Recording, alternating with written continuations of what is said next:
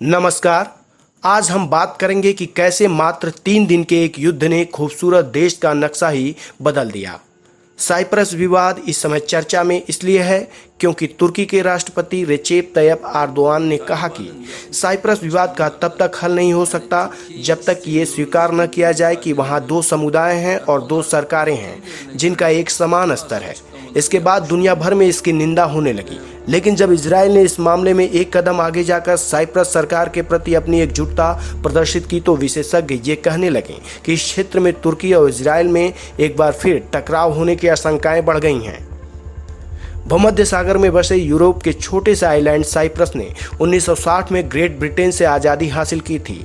Cyprus तुर्की के दक्षिण में, सीरिया के पश्चिम और इजराइल के उत्तर पश्चिम में स्थित है। आज़ादी के 4 साल बाद ही यहाँ के तुर्क और ग्रीक मूल के लोगों के बीच विवाद छिड़ गया। तब 1964 में साइप्रस के लिए संयुक्त राष्ट्र के शांति सैनिकों का दल तैयार किया गया था।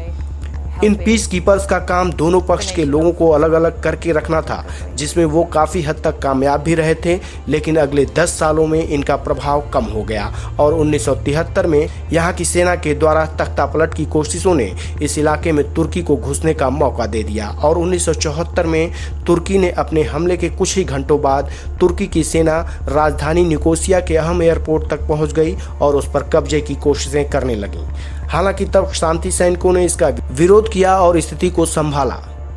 लेकिन इस दौरान तुर्की ने साइप्रस के मशहूर वरोसा शहर को अपने कब्जे में ले लिया। बहुमंजिला इमारतों वाला ये शहर जो कभी पर्यटकों से भरा रहता था, पिछले 47 सालों से निर्जन पड़ा हुआ है। आज़ादी के समय साइप्रस में 77% ग्रीक लोग और 18% तुर्क लोग रहते थे। लेकिन तुर्की ने 1974 की लड़ाई के मात्र 3 दिन में ही इस देश का नक्शा बदल दिया। तुर्की ने साइप्रस के लगभग 38% भूभाग पर कब्जा कर लिया और तुर्की ने इस भूभाग पर उत्तरी साइप्रस नाम से एक नया देश बना दिया। उसके बाद तुर्की ने उत्तरी साइप्रस से लगभग 1,60,000 ग्रीक लोगों को निकाल दिया। उसके बाद के सालों में इस इलाके की डेमोग्राफी बदलने के लिए तुर्की ने अपने देश के लाखों तुर्क लोगों को उत्तरी साइप्रस में बसाया, ताकि जब साइप्रस मसले का हल हो तब तुर्क लोगों को साइप्रस का अधिक हिस्सा मिल सके। हालांकि तुर्की की इस कार्रवाई के बाद साइप्रस ने भी लगभग 60,000 तुर्क लोगों को साइप्रस से निकाला।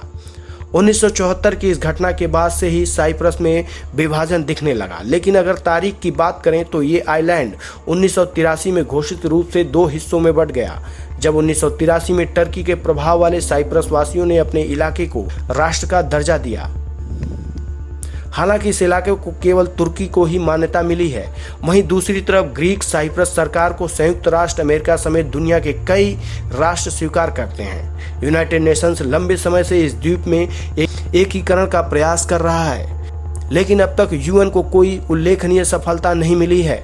साइप्रस में तैनात 32 देशों के शांति सैनिकों का केवल यही काम है कि यथास्थिति बनी रहे।